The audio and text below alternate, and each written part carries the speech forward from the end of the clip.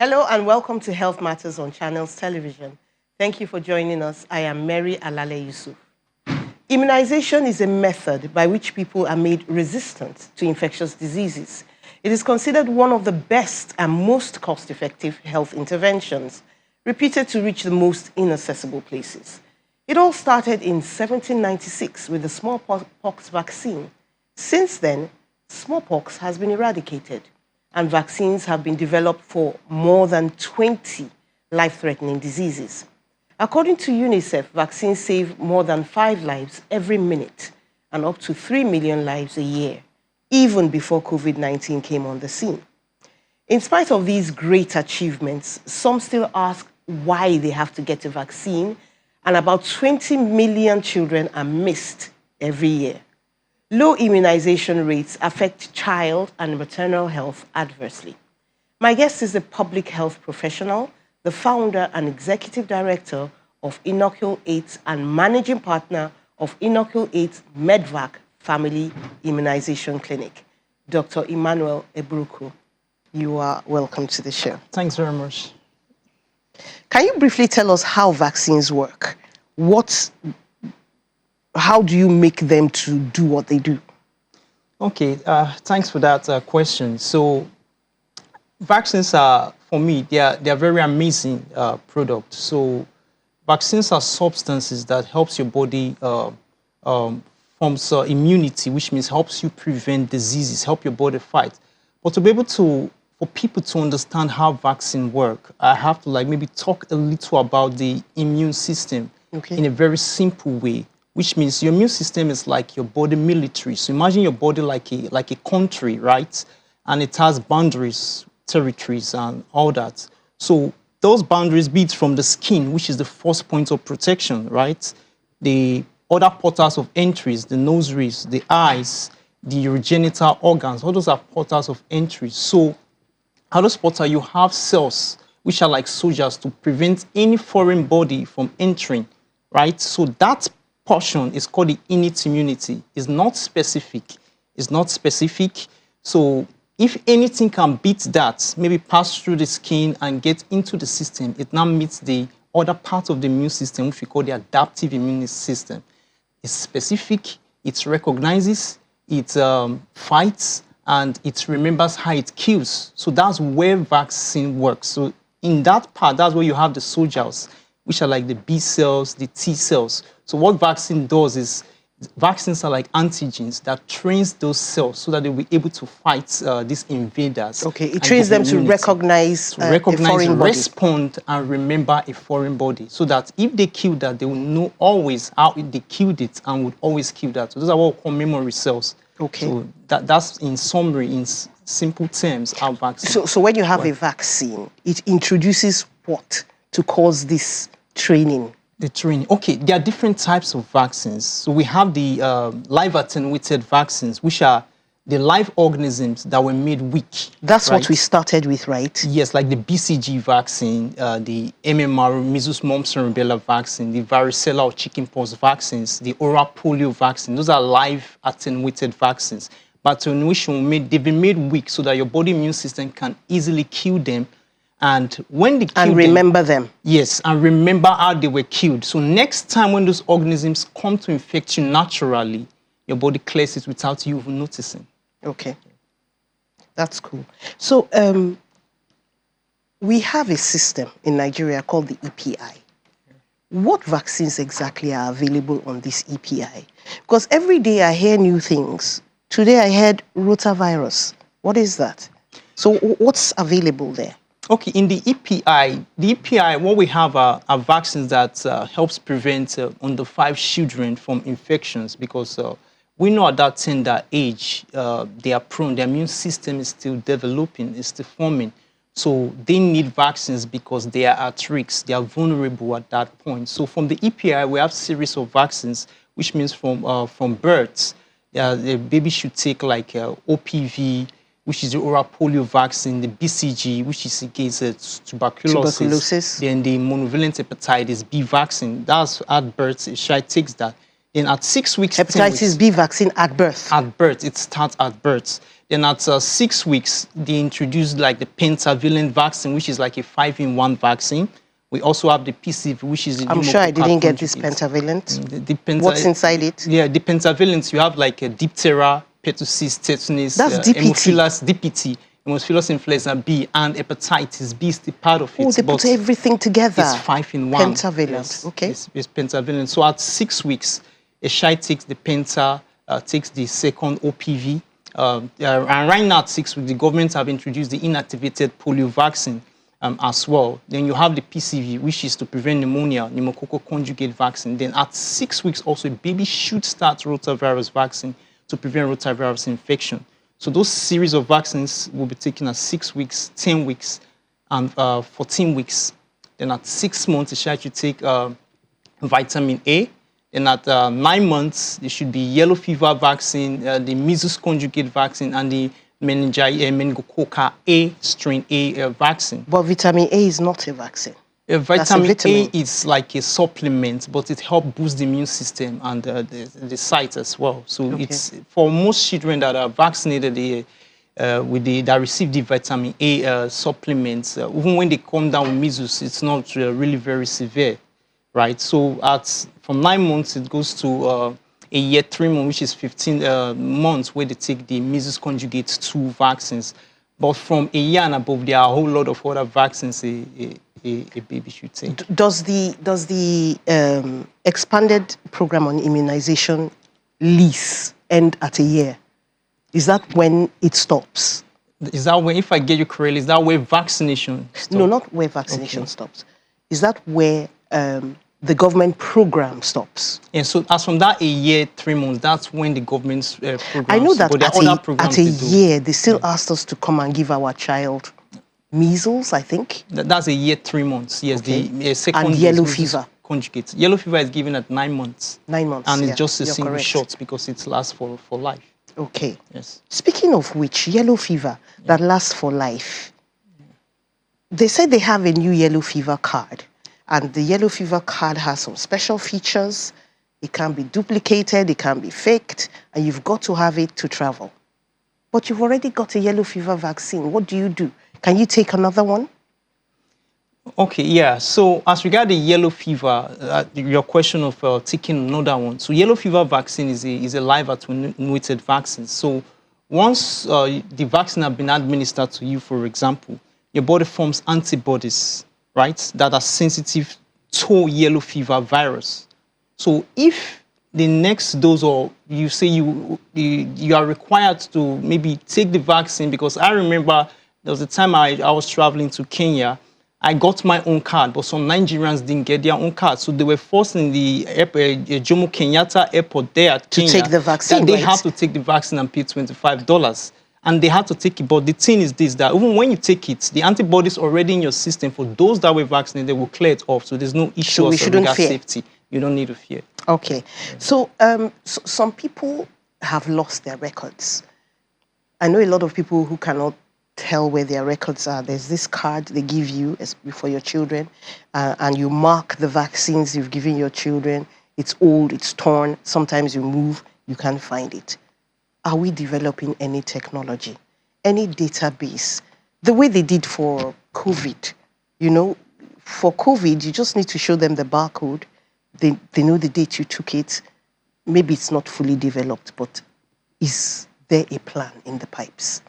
Okay, I think there are a whole lot of innovations the government and other private bodies are putting in place to make a record easily available. So a lot of work is being done because we believe if something is not documented, it's not done. So documenting records has a large role to play. So the government doing a whole lot of work to make this record electronic, so that if, for example, I want to travel, I can easily visit a portal and download my record and upload into maybe the necessary portal, or present those information, those documents to the necessary body that needs them, because disease prevention is something taken very important internationally. I know for a fact that there's a vaccine I took, which I don't know the name of it, where we were in camp and they just called everybody and shot us a vaccine. I was too sick to even ask, what is it? I was sick for 2 weeks. Wow, 2 weeks. 2 whole weeks. So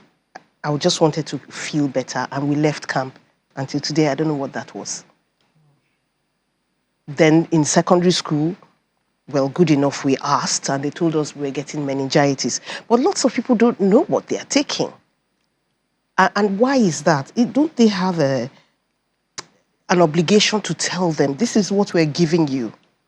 This is what you should take next. This is when you should take it.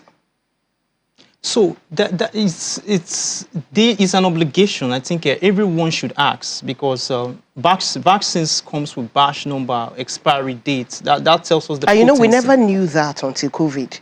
That there were numbers, dates, and all that stuff. So those are part of our complete documentation. So you should have the name of the vaccine, you should have the batch number, you should have the expiry date. Those are very key information, because if, for example, there's an issue with that particular batch of vaccine, the lot of the batch number will help retrace those particular batch. So even if you are taking a vaccine, you should have access to your record for documentation purposes and actually proof of you've been vaccinated. It's beyond even having a card. Anybody could have a card. The correct details should be there. And the database that goes into should still be secured. Should be secured. And there's a vaccine that they give girls, HPV. I know they say the girl should get it when she's still young, maybe below the age of 10 or something. But definitely, it's not in that EPI record. So tell us about some of the vaccines that people should take after they have become 1 year old, maybe 2 and up, that we don't know about. Okay, yeah, thanks. So there are a lot of vaccines as from a year and above. We all, not just children, because vaccine is for all age. Okay, so adults can take vaccines too. Adults can take a whole lot of vaccines, right? So as from a year, a child is eligible for hepatitis A vaccine to prevent the hepatitis A viral infection. So in Nigeria? In Nigeria, but you have to go and ask for that. I thought we only needed Hep B and Hep C. No, so currently it's just hepatitis A and B that has a vaccine. Hepatitis C has a cure. Okay. No vaccine That's for hepatitis C. Okay. Yeah. So back to the first line of thought is that from hepatitis A vaccine, children and adults can take that as from a year and above. The varicella vaccine, which is the chickenpox vaccine, where children they are eligible, even adults are eligible for that. The MMR vaccine. We also have cholera vaccine, then the DPT booster, because the first 3 that was taken at early childhood, which means at 6 weeks, 10 weeks, 14 weeks, those were the primary course. What does that is to help your immune system form antibodies to prime the system. There are other series of 2 other shots a baby should take in form of a booster. At what age? As from between that a year to 2 years, which means 15 months to 18 months, a child should take the 4th. I honestly don't know how many mothers know this. So those are we need to provide a lot of information. Then same thing for even the PCV. The first 3 doses that we're giving were like the primary course. PCV is what again? Pneumococcal conjugate vaccine. So the 4th one is needed as from a year. So that will be the 4th booster dose to give lifelong protection, because we don't want this, what they call secondary vaccine failure, when antibodies start waning. So you will notice that for the COVID, that at the point they introduced the 2nd dose to boost antibodies that were formed initially when they noticed it was declining. Once it declines and goes to 0, you become at risk again. So that's what we term a secondary vaccine failure. We don't want that to happen. So you need to take a booster dose to get the antibodies up again. So there are a series of vaccines. 2 years typhoid vaccine. Even we don't give typhoid vaccine below 2 years because it's a polysaccharide vaccine. Children below 2 don't respond to it. The body doesn't respond to it well. Whereas from 2 years and above, children and adults should take the vaccine and do their boosters every 3 years. So that keeps them free from typhoid. Then from 9 to 14 years, they are eligible for the human papillomavirus vaccine, which helps prevent cervical cancer. And thank God, WHO released a new guidelines which state that even between that 9 to 14 years, initially it was 2 doses they need, but now they need just a single dose. Just a single dose. Things are getting better. Yes, things are getting, and that saves a whole lot of costs. And from 15 to 20, might need 1 or 2 doses. While from persons 21 and above, we need just 2 doses. Before it was like 3 doses and the costs were much. So right now, that would help increase access to these vaccines and make it more affordable price-wise and ultimately help us prevent cervical cancer. All right, so we're taking a short break now. We'll take a break. When we come back, we continue. Stay with us. Welcome back. We're talking about immunization. It's Immunization Week, and we want to talk about the importance of it. This is Health Matters on Channels Television, and we have Dr. Ebroko with us. You can send email, moalale@channelstv.com, and you can also tweet at CTV_Mary A with your questions on immunization. Tell us about what pregnant women need to take and why. Okay, so in pregnancy, we know that a woman's immune system is reduced, is dropped by that state, which means they are predisposed to infections. So especially something like even influenza, viral infection could lead to preterm labor, right? So a woman influenza vaccine is safe in pregnancy. So flu? Yeah, flu can vaccine give preterm labor? Yes, if the virus itself can lead to preterm labor. But the vaccine is safe in pregnancy. So woman do we have a flu vaccine in Nigeria? We have a flu vaccine. We do? Vaccine. Yes, it covers There's a lot we don't know. There's a lot. But I was never offered the flu vaccine. Yeah, it's not something you get at the primary health care. It's not part of the... the government don't fund vaccines for adults. Let's put it that way. But shouldn't they at least tell us about it so that we'll be knowledgeable, make informed health decisions? So that's very important because information, as we know, is power, right? When you know, you'll be informed. And when you're informed, you can change your behaviors. Exactly. You understand? So I think that's part of where we need to do a lot of awareness and advocacy. That for a pregnant woman, you could take the Tdap vaccine, you could take the tetanus vaccine as well because... Yes. You know, some women might undergo the CS procedures. Do they still give 3 of those tetanus? The government still give, but a woman should take, the schedule is, for example, if we don't know your history, and the moment you come to the health facility, you have to take the first shot, which is the tetanus toxoid one. You have to take like 5. That's if we don't know your history. 5, yeah, okay. So you take from start, 4 weeks later, you take the second one. Then 6 months from when you take the second one, you take the third one. Then a year, you take the fourth. Then a year after, you take the fifth. Which means you keep taking this tetanus toxoid injection even after the baby is born? Yes, for like 5 times. So that's the schedule I just explained for those we don't know their history. Does this protect the child, the unborn child? So sometimes it's what we call... so vaccines, if you look at part of how vaccines work in the... truly adapt from the immune system point of view, certain antibodies can pass through the placenta to the baby. So sometimes when you vaccinate the mother, you are indirectly protecting the baby because passively those antibodies pass from the placenta to the baby. You see things like measles antibodies passing. So that's why you see we don't start measles so very early because it gives the child at least some months or weeks of protection. But for something like measles, it even lasts up to a year. Yeah, from research. Does a pregnant woman also get rubella vaccine? Yeah, so a pregnant woman can't get the rubella because the MMR is a live attenuated vaccine. So at that point, you are infecting her. But we know that rubella can lead to miscarriage. So she should take that before she gets pregnant. When you take the MMR vaccine, at least 3 months you shouldn't get pregnant because it's a live vaccine. It's like an organism that has been weakened. But does it protect the child after she has taken it? If she has taken it before she got pregnant, some of those antibodies might pass from her. To the baby? Yeah, but as from that a year, the baby is eligible for his or her own MMR vaccine. So, going on to something else, can you tell us why people are still saying no to vaccines? I mean, they say it saves so many lives. What is the problem?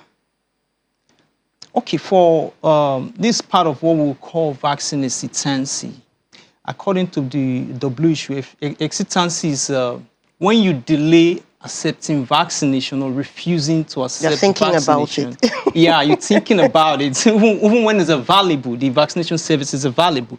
So there are a lot of reasons that make people act that way, and it's context specific and is also very complex. Do they think the vaccines are not viable?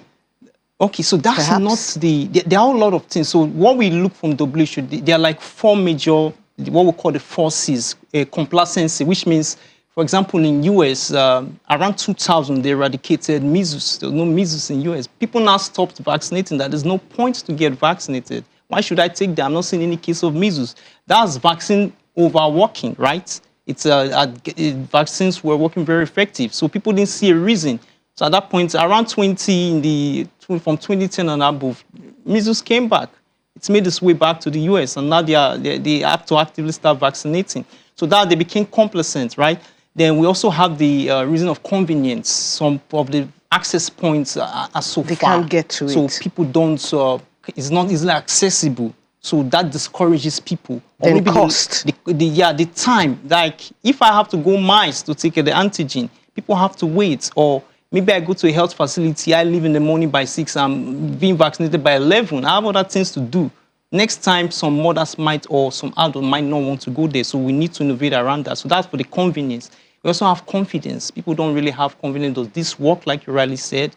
Is there a reason for that? Then we have the conspiracy. There are a lot of conspiracy theory that vaccine causes this. But for those who do want to take the vaccine, what can we do about accessibility? So for accessibility, there are a lot of innovations that are going on that the government have seen reasons to include a lot of other healthcare professionals that are the front line of care. For example, right now, a lot of community pharmacies and the government now, the National Primary Healthcare Development Agency, is trying to allow a lot of pharmacies because they are much in the community. They are more accessible, which makes convenience. We are innovating now around convenience, right? Yes. If it's more accessible, it will be more convenient because you can easily access it. And also the long opening hours of this community pharmacy. So they are looking at a model. It will help scale up because the main goal is the impact here. Because the more person, the major thing about vaccine is that we all win when everybody get vaccinated. Let me paint a picture. It's like all the zombie movies, right? When you watch the zombie movie, maybe we're stuck in the room. We are like maybe 5. You have your own window. You have your own door, right? The zombies are the organisms out there. So we all say, shut your doors down. And somebody read somewhere that we don't need to shut our doors and need to open that door up. We all become at risk, right? The zombies, yes, because the zombies will come in through that avenue. You get. So we need to take we need to cooperate, right? Which brings me to another point. You spoke about the resurgence of measles. Yes. But there are some things that have been eradicated and we don't take the vaccines like yours. So how do you differentiate which? Okay, like what? I didn't get that. There was this disease called yours some time ago. The major disease that was eradicated was the smallpox. And do they take smallpox vaccines anymore? It's been extincted. It's been extincted. So what's the difference? Can't we make these other diseases extinct as well? Like measles, like tuberculosis, hepatitis B. Is there a chance that they can also be extinct? There's a high chance because if you look at what's happening with the polio, sometime in 2020, Africa was rendered polio-free because it was a mass drive. There was a lot of collective efforts, a lot of funding coming there to support. All countries took it as a high priority. So if you do enough, you can actually drive that disease out. You can drive it out because presently it's only Pakistan and Afghanistan that has the white polio virus. 99% polio has been reduced. So we can do that. We really have to stop there. Yeah. Thank you so much for coming to the show. Welcome. That was wonderful. Thank you for being with us at home. I hope you took one or two things, learned one or two things. Have a wonderful day. I am Mary Alale Yusuf.